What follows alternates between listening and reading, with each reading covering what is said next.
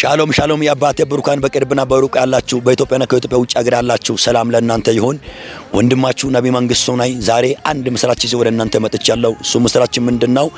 የኢየሱስ ክርስቶስ ዳግም ምጽአት የምስራች ሰባኮች ዓለም አቀፍ ቤተክርስቲያን ሐምሌ 3 እስከ 7 የተዘጋጀ በወጣት የተዘጋጀ መንፈሳዊ የአምልኮ ኮንፈረንስ ስላለ በዚህ በአምልኮ ቀናት ላይ ወጣት የተባላችሁ አባት የተባለ እናት የተባለ ሰው የተባለ ሁሉ የበረከት የአምልኮ ኮንፈረንስ ስለሆነ ተገኝታችሁ የእግዚአብሔርን ጸጋ ተካፋይ እንድትሆኑ ጋብዣለሁ። በተለይ ከተለያየ ቦታ የተጋበዙ የእግዚአብሔር ሰዎች ስላሉ ከነሱ ጋር እግዚአብሔርን የምናመልከው ይሆናልና በዚህ አምልኮ ምሽት ተከታታይ ባለው ላይ ማን ለማንም መቅረት አይቻልም። ደውላችሁ ለጎረቤቶች፣ ለጓደኞች፣ ለወንድሞች፣ ለእህቶች፣ ለአባት ለእናት ከቅርብ ከሩቅ ደውላችሁ መታችሁ ተካፍሉ።